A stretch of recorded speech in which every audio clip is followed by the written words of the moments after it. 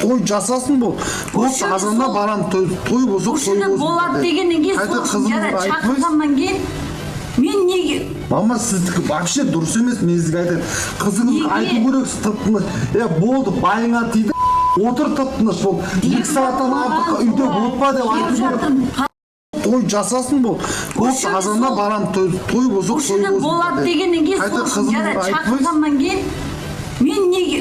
Мама, сіздікі вообще дұрыс емес, мен сізге айтайын. Қызын көріп қызын ал емес, шешесін көріп байға тие болсын. Ажырасулардың 70% әйелдердің қалауымен болған екен. Аузымнан шыққан сөздерге тағдыры мен жауап беріп отырмын. Жақсы келін, жақсы енеден деп ойлаймын мен.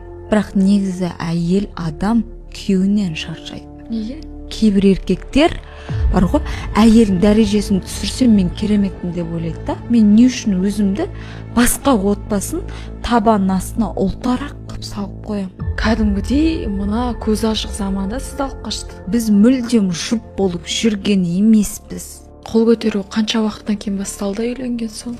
2 километрлік жерге шейін жаяу жүретін үйімізге шейін ұрып соғып келді. Жолда талғанымды білем. Бір көзімді ашқанда қармен бұлай шомылдырып атқан мені. Жүгіріп барды дастархан үстінде пышақты алдым. Ойын болды. Не мен өлем, не сен өлесің. Мен лайықтым ба осыған?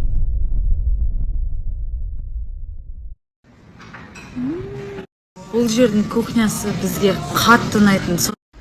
Кстати, Айша дегеннің реклама алды. Қолдау көрсетіп қойыңыздар, я?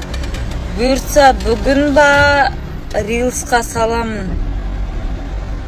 В общем, қазір Айша шайқаватыр. Реклама берем деу.